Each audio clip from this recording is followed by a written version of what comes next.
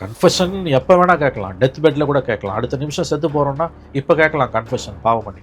அந்த மாதிரியான ஒரு கன்ஃபெஷன் அவர்கிட்ட விஜய் கிட்டேருந்து வரலையே. ஒரு உயிர் 2 உயிரில் யோசிச்சு பாருங்கள். சுதந்திர இந்திய வரலாறுல ஒரு அரசியல் கட்சி கூட்டத்தில் இவ்வளோ பெரிய ட்ராஜடி நடந்ததில்லை. கடமை செய்ய தவறிய காவல்துறை, மக்கள் உணர்வுகளை, தன் ரசிகர்களின் உணர்வுகளை மதிக்காத விஜய், இவங்க எல்லாம் கூட்டு பொறுப்பு தான் நான் இதை பார்க்குறேன். ஸோ குற்றப்பத்திரிகையில் விஜயனுடைய பெயர் சேர்க்கப்படும் பொழுது அது தாவேக்காவை பெருசு அஃபெக்ட் பண்ணதான் சார். வெல், இன்னைக்கு காலையிலேருந்து சிஸ்டமிக் பிளான்ட் நடந்துட்டு இருக்குது மெயின் ஸ்ட்ரீம் மீடியாவில். அது சிபிஐ கசிய விடுதா அல்லது இங்கே இருக்க புண்ணியவான்கள் கசிய விடுறாங்களான்னு தெரியல. எலெக்ஷனில் பங்கேற்க போகிற ஒரு பார்ட்டி, ஆட்சிக்கு வரணும்னு சொல்கிற பார்ட்டி அரசியல் நடவடிக்கைகளில் இல்லாமல் இருக்கிறதுக்கு ஒரு தடை போடுது இல்லை. அப்போ விஜய் சிபிஐ என்கொயரி வேணும், இல்லை சுப்ரீம் கோர்ட் மாநில என்கொயரி வேணும்னு கேட்டது ஒரு ராங் காலோ? மனோஜ், நீங்கள் தப்பாக பேசுகிறீங்க. ஃபேக்சுவலாக முதல்ல நீங்கள் கரெக்ட் பண்ணிக்கோங்க. நீ மனசு நொந்து போய் ஒரு பக்கம் ஜனநாயகன் படம் ரிலீஸ் ஆகல, இன்னொரு பக்கம் சிபிஐ கூப்பிட்டுருக்குன்னு நீங்களா வீட்டுக்குள்ளே பூந்துக்கினீங்கன்னா அதுக்கு கோர்ட்டு காரணம் கிடையாது, சிபிஐ காரணம் கிடையாது. இந்த இஷ்யூவால் தான் ஒரு பாலிடிக்ஸ் பேசாமல் இருக்காருன்னா அதோட அபத்தமானது எதுவும் இருக்க முடியாது. அது இல்லாட்டி மட்டும் அப்படியே அவர் பேசிடுவார். அவர் ஒரு ப்ரெஸ் மீட்டு கிடையாது, ஒரு இஷ்யூஸில் கருத்து கிடையாது. இப்போ கடைசி 15 நாள் தேர்தல் பிரச்சாரத்துக்கு போகும்போது என்ன பண்ணுவேன்? எதை பேசுவேன்? நெருப்பாற்றில் ரோமத்தால் ஆன பாலங்களை கட்டி அதன் மீது நடந்து போகுது. இது யாரோ சொன்ன உதாரணம். அந்த அளவுக்கு delicate balance you have to maintain. தப்புனா காரணம், தப்புனா மரணம் தான். அதுக்கு தான் அரசியல். அப்போ இதுக்கெல்லாம் பயந்து இருந்தால் அப்புறம் எதுக்கு அரசியலுக்கு வரீங்க? ஜுடிஷியலாக அது உள்ள சப்ஜுடிஷாக இருக்குது, நாங்கள் எப்படி கருத்து சொல்கிறோம். அதாவது குறைஞ்சபட்ச அறிவு இருக்கும் இதை பேச மாட்டோம். 1% அறிவு இருக்கும் கூட இப்படி பேச மாட்டான். எல்லா கட்சியும் கருத்து சொல்கிறாங்க, அவங்களுக்கு தெரியாது. அது ஜுடிஷியல் மாற்று அரசியல்னு சொல்கிறாங்க. என்ன மாற்று அரசியல்? அதுக்கு எதுக்கு ஜுடிஷியரியை துணைக்கு எடுக்க? பட் அந்த மௌனத்துக்கு பின்னாடி என்ன சார் இருக்கு? மௌனத்துக்கு பின்னால் பெரிய அர்த்தம்லாம் ஒன்றும் கிடையாது. மௌனம் ஒரு அற்புதமான மொழி. எப்பயுமே மௌனமாக இருக்கான்னா அதுக்கு வேற அர்த்தம். ஸோ அவர் ஒன்றும் ஆன்டி பிஜேபியாக எதுவுமே பண்ணலையே. பிஜேபி வெறிகொண்டு விஜய் மீது பாய்வதற்கு விஜய் என்ன செய்து விட்டார்? பிஜேபிக்கு எதிராக பூரா திமுக தானே திட்டினாரு. திமுக ஒரு தீய சக்தினாரு, பிஜேபி ஒரு தீய சக்தின்னு சொல்லலையே.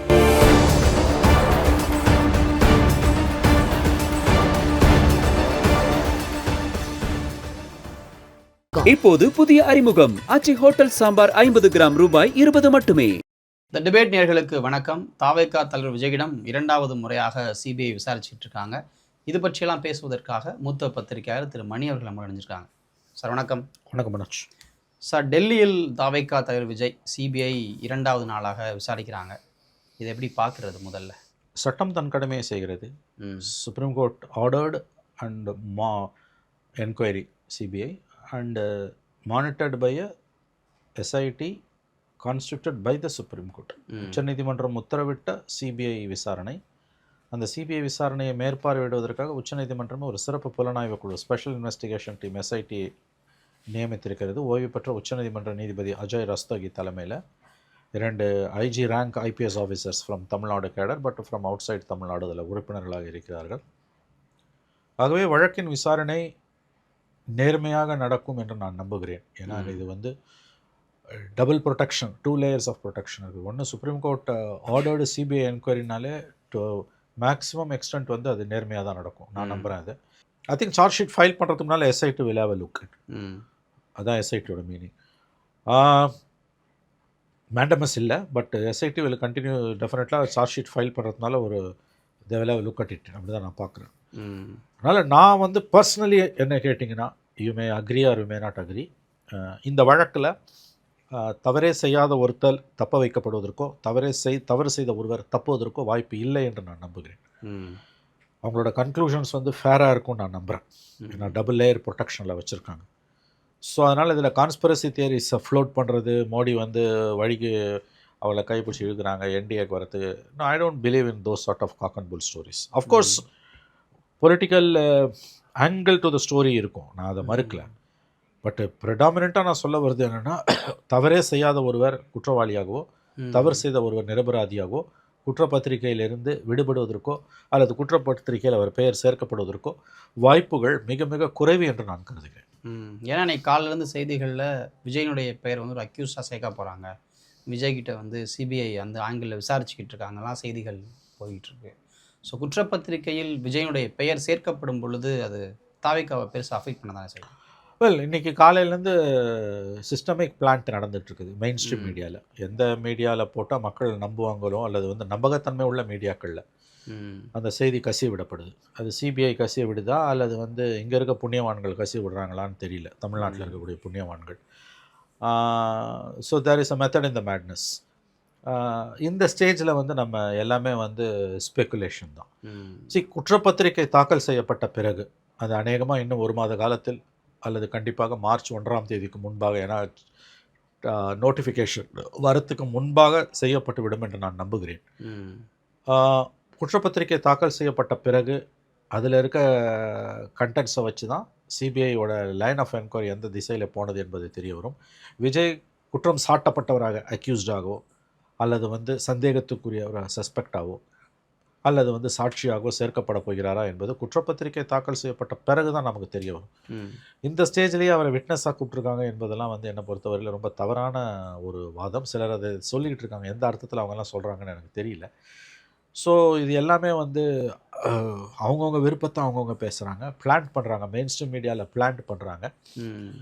அது சஸ்பெக்டாக சேர்க்குறாங்களா அக்யூஸ்டாக சேர்க்குறாங்களான்றதெல்லாம் சிபிஐயோட prerogative. Supreme court constituted CBI enquiry monitored by a Supreme Court constituted SIT போது high level of professionalism scrutiny இருக்குது. அதனால் இதில் இந்த விசாரணை நேர்மையாக நடக்கும் என்று நான் நம்புகிறேன். ஏன்னா இப்போது விஜய் அந்த கூட்டங்களுக்கு பிறகு சமீபத்தில் ஒரு சில நாட்கள் ஈரோட்டில் ஒரு கூட்டம் போட்டார். அதற்கு பிறகு தாவேக்காவுடைய அரசியல் நகர்வுகளே ரொம்ப குறைவாக போயிடுச்சு. விஜய் இப்போ இங்கே போகிறது மட்டும்தான் தாவேக்காவுக்கான ஒரு மூவாக இருக்குது. அதை தாண்டி அரசியலே செய்யாமல் இருக்கார். ஏன்னா எலெக்ஷன் வரப்போகுது, எலெக்ஷனில் பங்கேற்க போகிற ஒரு பார்ட்டி, ஆட்சிக்கு வரணும்னு சொல்கிற பார்ட்டி அரசியல் நடவடிக்கைகளில் இல்லாமல் இருக்கிறதுக்கு ஒரு தடை போடுது இல்லை. அப்போ விஜய் சிபிஐ என்கொயரி வேணும் இல்லை சுப்ரீம் கோர்ட் மாநில என்கொயரி வேணும்னு கேட்டது ஒரு ராங் காலோ? மனோஜ், நீங்கள் தப்பாக பேசுகிறீங்க. ஃபேக்சுவலாக முதல்ல நீங்கள் கரெக்ட் பண்ணிக்கோங்க. சிபிஐ என்கொயரி வேணும்னு விஜய் கேட்கல. அவங்க கேட்டது சுப்ரீம் கோர்ட் மானிட்டர்டு என்கொயரி. அந்த பாதிக்கப்பட்ட குடும்பங்களை யாரோ ஒருத்தர் சிபிஐ என்கொயரி கேட்டதை வச்சு சுப்ரீம் கோர்ட் வந்து சிபிஐ என்கொயரிக்கு ஆர்டர் பண்ணுது. அதை எஸ்ஐடி மானிட்டர் பண்ணுதுன்னு அவங்க சொல்லிட்டாங்க. அது எப்படி வேணா இருக்கட்டும். விஜயோட அரசியல் நடவடிக்கைகளுக்கு இது தடை போடுதுன்னு சொன்னீங்கன்னா அது ரொம்ப ஃபேக்சுவலி ராங் ஸ்டேட்மெண்ட். ஏன்னா அந்த மாதிரி எந்த தடையும் சுப்ரீம் கோர்ட் விதிக்கலை. நீ மனசு நொந்து போய் ஒரு பக்கம் ஜனநாயகன் படம் ரிலீஸ் ஆகல, இன்னொரு பக்கம் சிபிஐ கூப்பிட்டுருக்குன்னு நீங்களாக வீட்டுக்குள்ளே பூந்துக்கினீங்கன்னா அதுக்கு கோர்ட்டு காரணம் கிடையாது, சிபிஐ காரணம் கிடையாது. பொலிட்டிக்கல் ஆக்டிவிட்டியாக இல்லாமல் ஒரு பாலிட்டிஷனாக அவர் இருக்கார். இந்த ஆக்டிவிட்டி இந்த இஷ்யூஸ் இல்லைன்னா கூட, ஜனநாயகன் இஷ்யூவும் சிபிஐ என்கொயரியும் இல்லைன்னா மட்டும் அவர் என்ன பெருசாக அரசியல் செஞ்சுட்டாரு. எ பாலிட்டிஷியன் வித் லீஸ்ட் பாலிட்டிக்ஸ். அதில் இது ஒரு அடிஷ்னல் ஃபேக்டராக இந்த 2 விஷயமும் சேர்ந்துருக்கலாம், சிபிஐ சம்மன்ஸும் இந்த ஜனநாயகன் இஷ்யூ. இப்போ இந்த மாதம் ஒரு மாதம் ஆகுது அவர் பாலிட்டிக்ஸ் பேசி. போன 18 19 அங்கே போயிருந்தார். ஆமாம், I think last 18th or 19th ஈரோடில் 1 month ஆகுது. 1 month அவர்கிட்ட அந்த எந்த பொலிட்டிக்கல் ஸ்டேட்மெண்ட் எதுவுமே வரல எனக்கு தெரிஞ்சு. எந்த காலத்தில் வந்தது? இந்த 2 வருஷத்தில், அடுத்த மாதத்தில் 2 வருஷம் முடிய போகுது. Is a politician with least politics.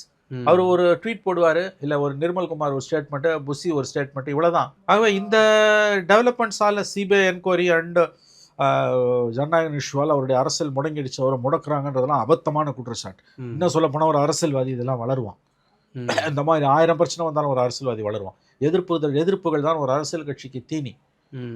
எதிர்ப்புகள் வர வர தான் ஒரு அரசியல் கட்சி வளரும். 2வது, நீ அரசியலுக்கு வந்துட்டீங்கன்னா இதெல்லாம் சகஜம். அரசியல் என்பது என்ன? நெருப்பாற்றில் ரோமங்களால் ஆன பாலத்தை கட்டி அதன் மீது நடந்து போகுது. நெருப்பாற்றில் ரோமத்தால் ஆன பாலங்களை கட்டி அதன் மீது நடந்து போகுது. இது யாரோ சொன்ன உதாரணம். அந்த அளவுக்கு delicate balance you have to maintain. தப்புனா மரணம் தான். அதுக்கு தான் அரசியல். அது எதுக்கு வர? இந்த 2 இஷ்யூ இருக்குன்னா நீ வர பிரச்சனையாகி வீட்டுக்குள்ளே பூந்துப்பியா? இதெல்லாம் வரும்ப்பா, வந்தே தீரும். காரணம் தப்புனா மரணம் அரசியல்ன்றது. எதிர்ப்புகள் தான் ஒரு அரசியல் கட்சியை வளர்க்கும். அப்போ இதுக்கெல்லாம் பயந்து இருந்தால் அப்புறம் எதுக்கு அரசியலுக்கு வரீங்க? ஆகவே இது ஒரு எக்ஸ்கியூஸ் கிடையாது. இது இல்லையா, பாலிட்டிஷியன் வித் லீஸ்ட் பாலிட்டிக்ஸ். பல பிரச்சனைகள் அந்த கட்சிக்கு கருத்தே கிடையாது. திருப்பரங்குன்றம் இஷ்யூவில் கருத்து சொல்லாமல், நிலைப்பாடு எடுக்காமல் ஒரு அரசியல் கட்சி தமிழ்நாட்டில் இன்றைக்கி ஃபங்க்ஷன் பண்ண முடியுமா? அந்த கட்சி ஃபங்க்ஷன் பண்ணுது. ஜுடிஷியலாக அது உள்ள சப்ஜுடிஷாக இருக்குது. நாங்கள் அப்படி கருத்து சொல்கிறோம். அதாவது வந்து குறைஞ்சபட்ச அறிவு இருக்கவங்க இதை பேச மாட்டோம். 1% அறிவு இருக்கவங்க கூட இப்படி பேச மாட்டோம். எல்லா கட்சியும் கருத்து சொல்கிறானே அவங்களுக்கு தெரியாது அது மாற்று ஜுடிஷியல் அரசியல்னு சொல்றாங்க. என்ன மாற்று அரசியல்? அதுக்கு எதுக்கு ஜுடிஷியரியை துணைக்கு இழுக்கிற? உன் கோழைத்தனத்துக்கு எதுக்கு ஜுடிஷியரியை இழுக்கிற? ஜுடிஷியரி சொல்லிச்சா யாரும் இதை பற்றி பேசாதீங்கன்னு? இவங்க மதிக்கிறாங்க போல சார். உத்தரவை மீறாதன்னு சொன்னான், பேசாதன்னு சொல்லலை. ஜஸ்டிஸ் ஜிஆர் சாமிநாதன் சொன்னாரா பேசாதுன்னு? அவர் எதையுமே தடுக்கிறது இல்லை. அவர் தன்னை பற்றி பேசுகிறதையும் ரசிக்கிறாரு, இந்த இஷ்யூவை பேசுகிறதையும் ரசிக்கிறாரு. He never passed any orders against anybody from resisting or desisting talking about the issue. அவர் ஜஸ்டிஸ் சாமிநாதன் ஆர்டர் பாஸ் பண்ணாரா? கோர்ட் ஏதாவது ஆர்டர் பாஸ் பண்ணிச்சா? அந்த இஷ்யூவை பற்றி பேசுகிறதுக்கு யாருக்குமே எந்த தடையுமே கிடையாது. கோர்ட்டு போட்ட உத்தரவை மீறுவேன்னு சொன்னீங்கன்னா தான் கண்டெம்ட் வருது. இஷ்யூவை பேசுகிறதுக்கு யாருக்கும் தடை கிடையாது. அப்போ என்ன கதை இது? உனக்கு அதில் வந்து எதுக்கு நீ இஷ்யூவில் இப்போ இந்த பக்கம் முஸ்லீம் ஓட்டு போய்டும், அந்த பக்கம் கிறிஸ்டின் ஓட்டு போய்டுன்னு பயப்படுறியா? அந்த இஷ்யூவில் உன் ஸ்டாண்டை நான் அது சொல்லு. ஒரு 100 நாள் வேலை திட்டத்தை மூட்டாங்க, அதை பற்றி உன் கருத்தை நான் சொல்லு. 1000% நடக்குது தமிழ்நாட்டில் டெய்லி.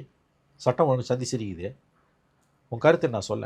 எதை பற்றியுமே உனக்கு கருத்து கிடையாது. முந்தி 1 லைன் 2 லைன் ட்வீட்டாக போட்டிருந்தார், இப்போ அதுவும் போச்சு.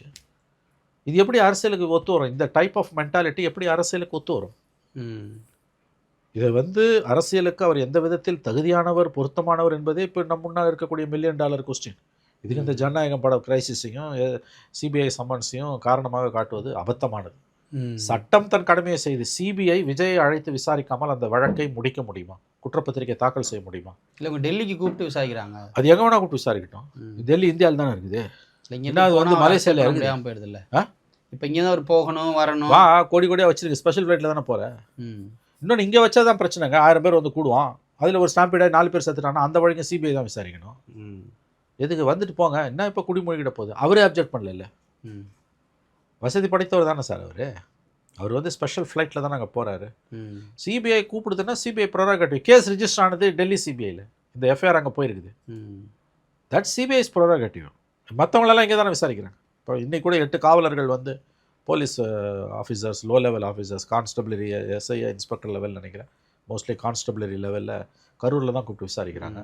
உயர் அதிகாரிகளை தான் அன்றைக்கி போன வாரம் மட்டும் அவர் போனப்போ மட்டும் டேவிட்சனை கூப்பிட்டுருந்தாங்க. அவர் இப்போ ஐஜி ஏடிஜி எல்என்டோவாக இருந்தாருன்னு, இப்போ டிஜிபி ஆகிட்டார். அப்புறம் நிர்மல் ஜோஷின்னு ஒரு ஆஃபீஸர், டாப் ஆஃபீஸர்ஸ் அங்கே கூப்பிட்ருக்காங்க. மற்றபடி லோ லெவல் ஆஃபீஸர்ஸ்லாம் இங்கே தானே விசாரிக்கிறாங்களே. அப்போ உங்களோட கம்ஃபர்ட் தெரிஞ்சு தான் அவங்க விசாரிக்கிறோம். That is சிபிஐஸ் ப்ரோராகேட்டிவ். அதெல்லாம் நம்ம கருத்து சொல்லவே முடியாது. அது ஒரு இஷ்யூவும் கிடையாது. அது மெயின் இஷ்யூலேருந்து டைவெர்ட் ஆகுது. இந்த இஷ்யூவால் தான் ஒரு பாலிடிக்ஸ் பேசாமல் இருக்காருன்னா அதை விட அபத்தமானது எதுவும் இருக்க முடியாது. அது இல்லாட்டி மட்டும் அப்படியே அவர் பேசிடுவார். அவர் ஒரு ப்ரெஸ் மீட்டு கிடையாது, ஒரு இஷ்யூஸில் கருத்து கிடையாது. வெரி வெரி டிஃப்ரெண்ட் யார்ட் ஸ்டஃப்பாக இருக்கார் அவர். அது ரொம்ப நாள் ஓடாது வண்டி. இப்போ கடைசி 15 நாள் தேர்தல் பிரச்சாரத்துக்கு போகும்போது என்ன பண்ணுவேன்? எதை பேசுவீங்க? ஆகவே அவருடைய அரசியல் என்பதே இன்றைக்கு ஒரு பெரிய கேள்விக்குறியாக இருக்கிறது. அவர் எத்தகைய ஒரு அழுத்தத்திற்கு ஆளாக்கப்பட்டிருக்கிறார் என்பது நமக்கு தெரியாது. அவர் பேசணும் மனோஜ். அவரை தவிர எல்லாரும் பேசுகிறாங்க. விஜயை பற்றி எல்லாரும் பேசுகிறாங்க, எல்லாரும் பிடிச்சதை பேசுகிறாங்க, நான் உட்பட. அவங்கவுங்க பிடிச்சதை பேசுகிறாங்க. விஜய் எதுவுமே பேசலையா? எத்தனை நாளைக்கு நீ பேசாமல் இருப்பேன்றான். பட் அந்த மௌனத்துக்கு பின்னாடி என்ன சார் இருக்குது? மௌனத்துக்கு பின்னால் வந்து பெரிய அர்த்தம்லாம் ஒன்றும் கிடையாது. மௌனம் ஒரு அற்புதமான மொழி, ஆனால் எல்லா நேரத்துலையும் கிடையாது. மௌனம் ஒரு சிறந்த மொழி, எல்லா நேரத்துலையும் கிடையாது. எப்போயுமே மௌனமாக இருக்கான்னா அதுக்கு வேறு அர்த்தம். அது சொல்கிறது கூட அவலமானது.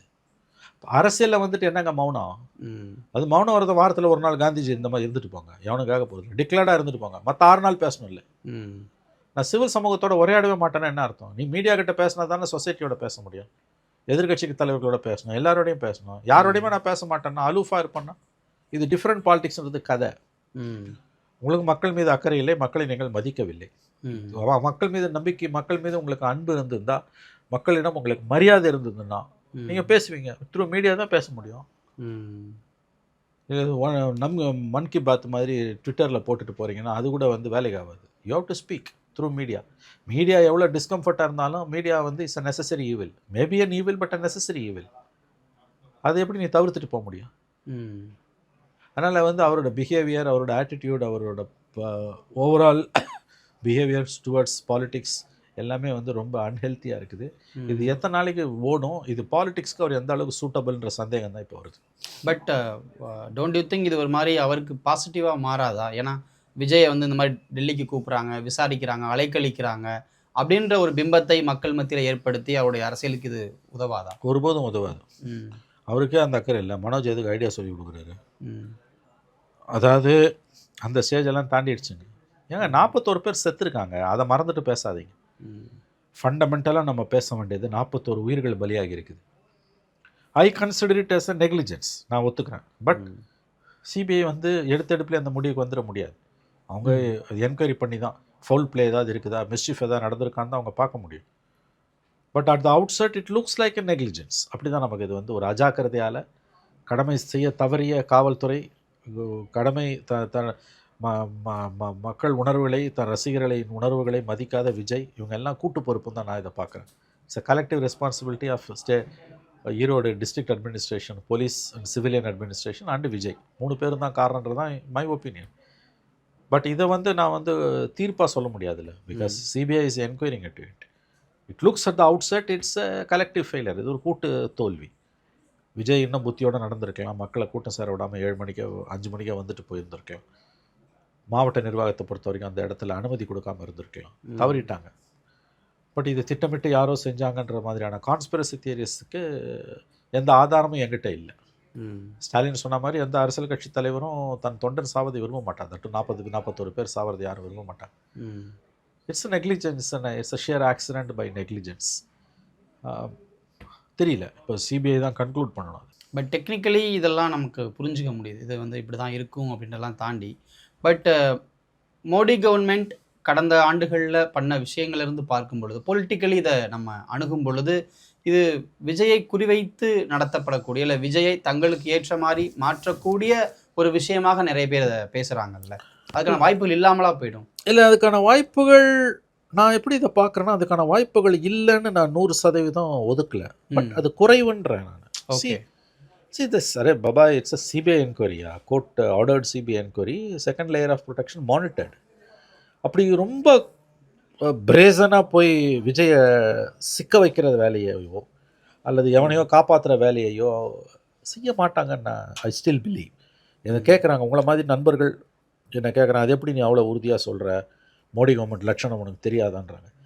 மை ஹன்ச் இஸ், ஒவ்வொருத்தருக்கும் ஒரு ஒரு ஒரு இன்னர் ஜட்ஜ்மெண்ட் இருக்கும் தெரியுமா, ஒரு சின்ன இன்ட்யூஷன் இருக்கும்.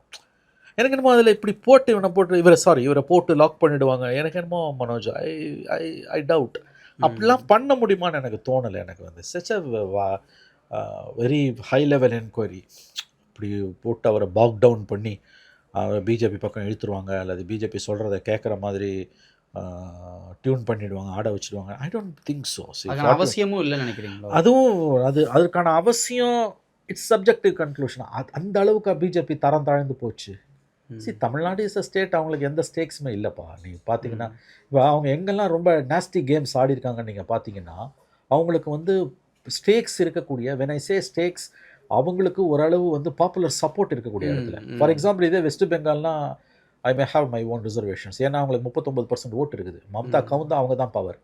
அதேமாதிரி கர்நாடகாலையா கவர்மெண்ட் போச்சுன்னா அவங்களுக்கு பவர், மகாராஷ்டிராவா அவங்களுக்கு தான் பவர், பஞ்சாபா அவங்களுக்கு தான் பவர், ஈவன் தெலுங்கானாவா பிஜேபி ஹேஸ் ஸ்டேக்ஸ்.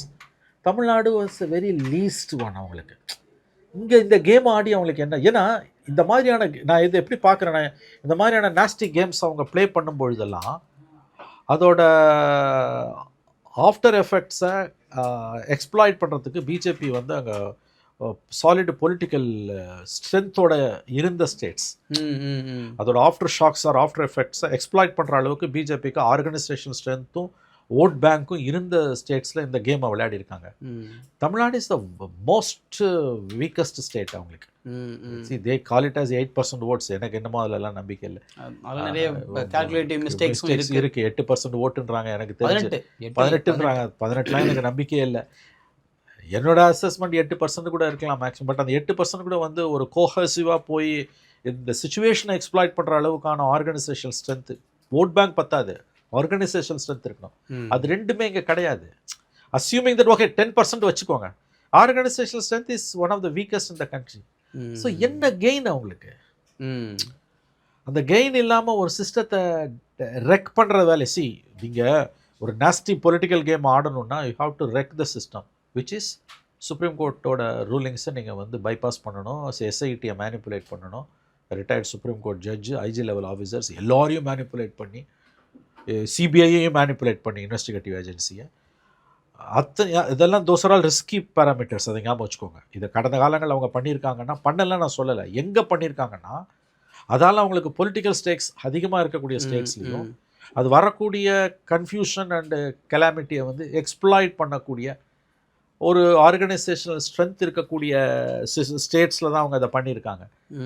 இங்கே ஒன்றுமே இல்லை அவங்களுக்கு, அவங்க ரேடாரில் தமிழ்நாடு இல்லவே இல்லை. எதுக்காக அவங்க இதை பண்ணணும்? எனக்கு நான் விஜயை வந்து அவங்க வந்து பாக் டவுன் பண்ணி கம்ப்ளீட்டாக வந்து சப்ஜுகேட் பண்ணி உங்களுக்கு வந்து அதை பனிஷ் பண்ணுறதுல என்ன லாபம் எனக்கு அது புரியல. நான் அவர் அவங்கள பற்றியும் அவங்கள பற்றி பேசவும் இல்லை, சும்மா கொள்கை எதிரின்னு ஒரு வார்த்தையை விட்டு போயிட்டாரே ஒழிய ஃபாசிசமா பாயாசமான ஒரு சினிமா டைலாக் வரும். அதை தவிர வேற என்ன கிரவுண்டில் அவர் பண்ணார் பிஜேபிக்கு எதிராக? ஆல்வேஸ் கீப் சைலண்ட், அமைதியாக இருக்கார். திருப்பரங்குன்ற விஷயம் அமைதியாக இருக்கார், 100 நாள் வேலை திட்டத்தில் அமைதியாக இருக்கார், எஸ்ஐஆரில் ஒரு நாள் பேசினார் ஒழிய பெருசாக ஒன்றும் பேசல. எல்லா விஷயத்துலையும் அவர் வந்து பிஜேபிக்கு எதிராக எதுவுமே பண்ணல. இன்ஃபேக்ட் என்னோட கொள்கை எதிரின்னு சொல்லிட்டு 24 பிப்ரவரியில் கட்சி ஆரம்பித்தவர் இமீடியட்டாக வந்த பார்லிமெண்ட் எலெக்ஷனை பாய்காட் பண்ணார். இதே கழகத்தை அங்கே பண்ணியிருக்கலாம்ல அவர்.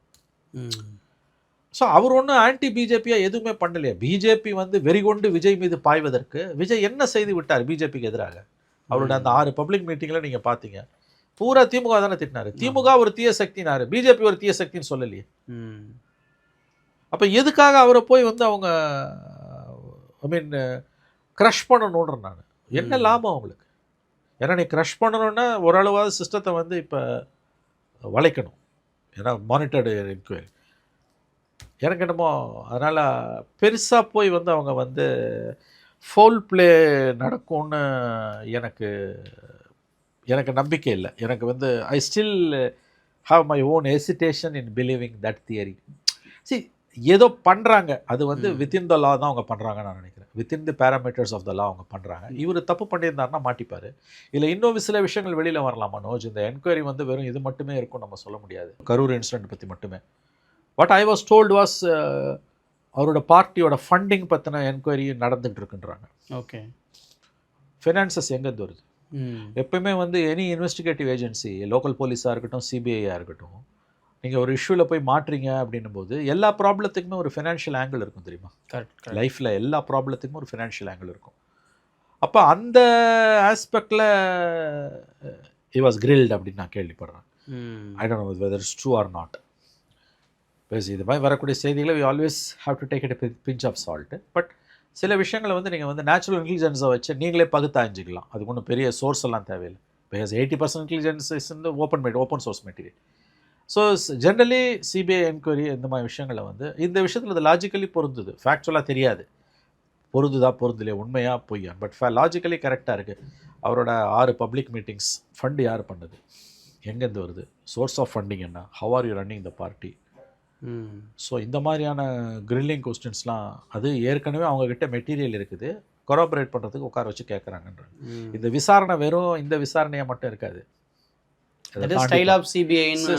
ஆமாம், பல விஷயங்களை கேட்க தான் செய்வாங்க. நீ சொல்லி தான் ஆகணும் எந்த இது கேட்டினாலும். அஃப்கோர்ஸ் இன்டிமேட் இஷ்யூஸை கேட்க மாட்டாங்க, பர்சனல் இஷ்யூஸ்.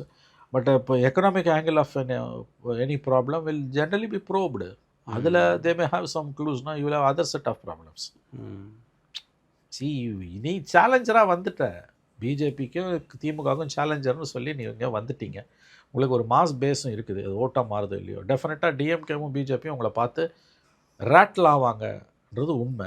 2 பேருமே பவரில் இருக்க பொலிட்டிக்கல் பார்ட்டிஸ்னும் போது நீ எக்ஸ்பெக்ட் பண்ணணும், ஆன்ஸ்லாட் இருக்கும் அப்படின்னு எக்ஸ்பெக்ட் பண்ணணும்.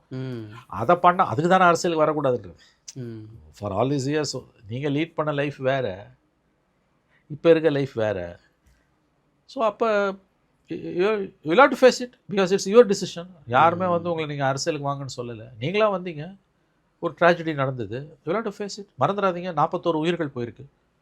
அதுக்கு மாரலி அவர் இது வரைக்கும் ஒரு ரெஸ்பான்சிபிலிட்டி கூட எடுக்கல. Because it was his public meeting. தார்மீக முறையில் நான் பொறுப்பேற்கிறேன்ற வார்த்தை இன்ன வரைக்கும் ஒரு வாயிலேருந்து வரல. அப்படி சொல்கிறதால அது வந்து லீகல் லைபிலிட்டி வந்துடும், நான்சென்ஸ் அப்படிலாம் ஒன்றும் கிடையாது. தார்மீக முறையில் பொறுப்புன்றது வந்து it's a confession.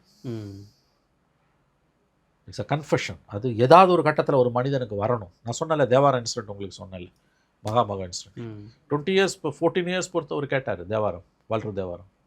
I take moral ரெஸ்பான்சிபிலிட்டினாரு. அதுக்கு என்ன அர்த்தம் அப்படின்னு ஒன்றும் that shows the character of a person. However hard or however ruthless police officer may be, ஏதோ ஒரு கட்டத்தில் உள்ள மனசாட்சி குத்துது. கன்ஃபெஷன் எப்போ வேணால் கேட்கலாம், டெத் பெட்டில் கூட கேட்கலாம். அடுத்த நிமிஷம் செத்து போகிறோன்னா இப்போ கேட்கலாம் கன்ஃபெஷன், பாவம் பண்ணி. அந்த மாதிரியான ஒரு கன்ஃபெஷன் அவர்கிட்ட விஜய் கிட்டேருந்து வரலையே. கண்டிப்பாக கன்ஃபெஷன் பாவ மன்னிப்பு கேட்டு தான் ஆகணும். Moral responsible. உங்களை பார்க்க வந்த கூட்டம் இல்லை, ஒரு உயிர் 2 உயிரில். யோசிச்சு பாருங்கள், சுதந்திர இந்திய வரலாறில் ஒரு அரசியல் கட்சி கூட்டத்தில் இவ்வளோ பெரிய ட்ராஜடி நடந்ததில்லை. ரிலீஜியஸ் காங்கிரிகேஷனில் நடந்திருக்கு, மகாமகத்தில் நடந்திருக்கு. நார்த் இந்தியாவில் நிறையா சாமியாரை பார்க்க போய் இப்போ கூட 120 பேர் சத்தான். அது நிறையா இலவசங்களுக்கு முட்டியும் போது 50-60 பேர் சாவோம். பொலிட்டிக்கல் பார்ட்டி மீட்டிங்ஸில் நடக்காது. ஏன் நடக்காதுன்னு கேட்டிங்கன்னா, எவ்வளோ ஒரு மோசமான அல்லது வந்து இந்த சென்ஸ் எவ்வளோ ஒரு பாப்புலர் பொலிட்டிக்கல் பார்ட்டியாக இருந்தாலும் ஒரு கேடர்ஸ் வந்து ஒரு டிசிப்ளின் இருக்கும், அல்லது அவங்கள கண்ட்ரோல் பண்ணுறதுக்கு ஒரு வாலண்டரி ஃபோர்ஸ் இருக்கும். அது ரெண்டுமே இல்லை. அப்போது don't you think that you have a moral responsibility? மற்றதெல்லாம் விடு, எவன் பண்ணா எவன் பண்ணல, ஃபவுல் பிளே எல்லாம் விடு. உங்களுக்கு ஒரு மாரல் ரெஸ்பான்சிபிலிட்டி, மனசாட்சி உன்னை குத்தலையா? இப்போ இன்ன வரைக்கும் அவர்கிட்ட அந்த அதுக்கான ஒரு ரிமோர்ஸ்னு வாங்கல, ஒரு வருத்தமே வரலையே. அதை ஆங்கிளில் தான் நம்ம யோசிக்கணும். சிபிஐ என்ன பண்ண போகிறான்றது நமக்கு தெரியாது. அது சார்ஜ் ஷீட் ஃபைல் பண்ணும்போது தான் வரும்போது தான் தெரியும். அதுக்கு முன்னால் வர எல்லா செய்தியுமே வந்து take it with a pinch of salt. அது வந்து பிளான்டட் பை வெஸ்டட் இன்ட்ரெஸ்ட்ஸ். அதனால் நமக்கு அதை பற்றி கவலை இல்லை. சார்ஜ் ஷீட் ஃபைல் ஆகும்போது தான் நமக்கு தெரியும். நம்ம அதை தாண்டி யோசிக்கணும். ஏன்னா இது வந்து விஜய் அரசியல்லேருந்து விலக்குறதுக்கும் இல்லை வந்து கூட்டணிக்குள்ளே கொண்டு வந்தால் திமுகவை வீழ்த்திவிட முடியும் அப்படின்ற நோக்கத்திலும் செய்யப்படக்கூடிய வாய்ப்புகள் இருக்குன்னு நிறைய அரசியல் ஆய்வாளர்கள். எனக்கு புரியல மனோஜ், இந்த ஸ்டேஜில் அவரை உள்ளே கொண்டு வந்தால் உள்ளே இருக்க ஈக்குவலிபிரியம் அடி வாங்குவேன். என்ன சீட் ஷேரிங் என்ன பண்ணுவீங்க? ரெண்டாவது, இதுக்கு பிறகு வந்தால் மக்கள் காரி துப்ப மாட்டாங்களா? அவ்வளோ தூரமாக மக்கள் முட்டாள் இல்லை? அந்த அளவுக்கு பிஜேபியும் தாவேகாவும் அண்ணா திமுகவும் முட்டாளா? இந்த இன்சிடென்ட்டு 2 நாள் கூப்பிட்டு விசாரித்த பிறகு உள்ளே வந்தார்னா பேக் ஃபயர் ஆகாதா, பூமரங் ஆகாதா? அந்த அளவுக்கு பிஜேபி முட்டாளா? எப்படி இப்படிலாம் யோசிக்கிறாங்கன்னு எனக்கு தெரியும். See, you bought it on your head. நீ உன் தலையில் போட்டுக்கிட்ட விதி இது. யானை தலையில் மண்ணள்ளி போட்டுக்கிட்ட மாதிரி இது யாரால நடந்தது? உங்கள் பப்ளிக் மீட்டிங்கில் உங்களை பார்க்க வந்து முண்டி அடிச்சுட்டு செத்தான். உங்கள் கூட்டாங்க இல்லைன்னா இந்த ட்ராஜடி நடந்திருக்காது. அப்போ you are responsible, morally you are responsible. அப்போ அதை விட்டுட்டு பிஜேபி வளைக்கிறான். இது nonsense, cock and bull stories. வசதியாக யோசிக்கிறதுன்றது பேர் இது. சட்டம் தான் கடமையை செய்துப்பா. இதில் விசாரிக்காமல் இருந்தால் தான் மோடி அவரை இதே நாக்கு புரட்டி பேசும். விசாரணைக்கே சிபிஐ அவரை கூப்பிடலன்னா பத்தியா மோடி காப்பாற்றிட்டாரு பத்தியான்னுவான். இப்போ மோடிட்ட மாட்டிக்கிட்டாருன்னு. இப்போ மோடிட்ட எப்படி பேசினாலும் நீ மோடியை தான் திட்ட போற. ஏன்னா தமிழ்நாடு போலீஸ் விசாரிச்சா கூட நீங்கள் ஸ்டாலினை திட்டுவீங்க. இல்லை, நான் கேட்குறேன், அந்த லாஜிக் எனக்கு இன்னும் அருவருப்பாக இருக்குது. ஸ்டாலின் விசாரிச்சுருந்தா காப்பாற்றிருப்பாரு, மோடி விசாரிச்சுருந்தா மாட்டி விடுவாருன்னா அப்போ ஸ்டாலின் வந்து தப்பு செஞ்சவங்களை காப்பாற்றுறாருன்னு நீ சொல்கிறியா? இது என்ன லாஜிக்? இது இங்கே லாஜிக்கே இடிக்குதே. அஸ்ராகாருக்கு நினச்சிருந்தா காப்பாற்றிருப்பாரு, சிபிஐ நினச்சிருந்தா தண்டிக்கணும். அது என்ன லாஜிக் இது? What logic are talking? 41 பேர் செத்து போயிருக்கான். அதுக்கு பதில் சொல்லு. யார் விசாரிச்சா என்ன? உனக்கு உண்மை வெளியில் வரணும், அவ்வளோதானே. அது எப்படி சிபிஐ உன்னை எனக்கு புரியல. எப்படி சிபிஐ காப்பாற்ற முடியும்னு சிலதெல்லாம் வந்து சிஸ்டம் மனோஜ். அதுவும் CBI enquiry monitored by SIT by supreme court retired ஜட்ஜுன்னா அது எப்படி மோடி காப்பாற்ற முடியும்? எப்படி காப்பாற்றுவார் மோடி? ஏன் காப்பாற்றணும்? அடுத்த கேள்வி. அப்போ இது எப்படி பேசினாலும் புரட்டி பேச வேண்டியது. இப்படின்னா அப்படின்றது, அப்படின்னா எப்படின்றது. இப்போ பற்றியா மோடி தான் உன்னை மாட்டி விட்டார், மோடிக்கிட்ட போய் மாட்டிக்கிட்டேன்றது. இங்கே தமிழ்நாடு போலீஸ் விசாரிச்சிருந்ததுன்னா மோடிக்கிட்ட வந்து நாங்கள் உன்னை காப்பாற்றிட்டோம் பார்த்துன்றது. அப்போ இவன் பூச்சி உள்ளே போட்டான்னு என்ன பண்ணுவேன்? இவ்வளோ தே வில் ஒன்று ஞாபகம் வச்சுக்கோங்க, CBI will go into the deep of the matter. CBI will go into the depth of the matter. அதில் எந்த சந்தேகம் வேணும். அதனால் இதை போய் நம்ம பனிஷிங் ஆங்கிளில் பிஜேபி வந்து பழி வாங்குற ஆங்கிளில் பார்க்குதுன்றதை நான் வந்து ஒதுக்கி தள்ள விரும்புகிறேன். நம்ம பேச வேண்டியது what is Vijay's politics. Vijay's politics is dead end, absolute dead end. பாலிடிக்ஸே இல்லை. ரொம்ப ஃபன்னி திங் என்னென்னா popular maybe popular politician with least politics. Popular politician with least politics. அரசியலே இல்லாமல் ஒரு கவர்ச்சி மிக்க அரசியல் தலைவர் இருக்கிறார். அது கிரவுண்டில் எப்படி ஒர்க் அவுட் ஆகும்? After all elections R costly affair. 234 தொகுதி கேண்டிடேட் பண்ணணும். இப்போ பார்த்தீங்கன்னா அவருக்கு அலையன்ஸ் பார்ட்னர்ஸே ஆல்மோஸ்ட் நெல். கிட்டத்தட்ட டிடிவி அங்கே போகிறாரு, என்டிஏக்கு போகிறாரு. தேமுதிகவோ ராம்தாஸோலாம் வந்து அவங்க ஐதர் டிஎம்கே ஆர் ஏடிஎம்கேக்கு தான் போவாங்க. Because their requirements can be only fulfilled by these parties. அப்போ உனக்கு யார் இருக்கா? தனியாக போய் எப்படி சமாளிப்பேன்? Politics is a very very dangerous and funny game. அது இன்றைக்கி இருக்க மாடர்ன் வேர்ல்டில். இவ்வளோ நாள் சினிமாவில் இருந்துட்டு அரசியலுக்கு வந்துட்டு 2 வருஷத்தில் நான் டைரெக்டாக சிஎம் ஆகிடுவேன், அந்த தனியாக டிஎம்கேவை வீழ்த்தணுன்றதெல்லாம் அபத்தம். ஆனானப்பட்ட எம்ஜிஆரே கூட்டணி வச்சு தான் திமுகவை வீழ்த்தினார். ஆனானப்பட்ட ஜெயலலிதாவே கூட்டணி வச்சு தான் திமுக வீழ்த்தினாங்க. அப்போது நியூ பிளேயர் லைக் விஜய் எப்படி தனியாக வீழ்த்த முடியும்? ஸோ அவரோட பாலிடிக்ஸை பற்றி மட்டும்தான் நம்ம பேசணும், சிபிஐ என்கொயரியை பற்றி இல்லை. அது வேணால் ஒரு அவுட் செட்டு பார்க்கும்போது ஒரு ஃபேன்சிஃபுல் திங்காக இருக்கலாம். What is is politics? ஒன்றுமே இல்லையா மனோஜ்? அவங்களுக்கு ஸ்டாண்டே இல்லையா பல இஷ்யூஸில்? ஏன் வந்து அவங்களால ஃபங்க்ஷன் பண்ண முடியலன்னா ஐடியாலஜி இல்லை, இஷ்யூஸ் இல்லை. ஈவன் ஜனநாயகன்லேயே கூட அவர் எந்த கருத்துக்களையும் சொல்லலை. அவரை கூட பதில் சொன்னார். எல்லாரும் பேசுகிறாங்க, அவரை தவிர. பாதிக்கப்பட்டவரை தவிர எல்லாரும் பேசுகிறாங்க. அப்போ நியாயம் கேட்காதவர் மற்றவர் கேட்பாரான்னு மக்கள். What does it mean? The silence is a criminal silence. எப்படின்னா அர்த்தம் அதில் அவனுக்கு? பிஜேபி இஸ் கோயிங் சி Jananayagan is a vindictive action, not CBI enquiry. CBI enquiry வந்து சட்டம் தான் கடமையாக செய்யுது. ஜனநாயகன் இஷ்யூவில் பிஜேபி கவர்மெண்ட் பண்ணுறது அட்ராஷியஸ். அது வந்து உச்சகட்ட அராஜகம். ஒரு சினிமாவுக்கு எதிராக ஸ்டேட் மிஷினரியை மோடி கவர்மெண்ட்டு ஏவி விட்டுருக்குது. After all it's a movie, அதுக்கு மேலே ஒன்றுமே கிடையாது. இதில் ஸ்டேட் மிஷினரியை வச்சு ஒரு சினிமாவை போய் நீங்கள் க்ரஷ் பண்ணுறீங்கன்றது misuse of power to the maximum extent. Indian state should hang in head shame. வெக்கி தலைக்கணும் இந்திய அரசு ஒரு சினிமாவுக்காக எவ்வளோ தூரம் மெனக்கடுறதுக்கு. பட் நீ அரசியலுக்கு வந்தீங்கன்னா நீ அதை எதிர்கொண்டு தான் ஆகணும். லெட்ஸ் சி சார், என்ன நடக்கின்றதை பொறுத்திருந்து பார்க்கலாம். நேரத்துக்கும் கருத்துக்கும் நன்றி. நன்றி சார்.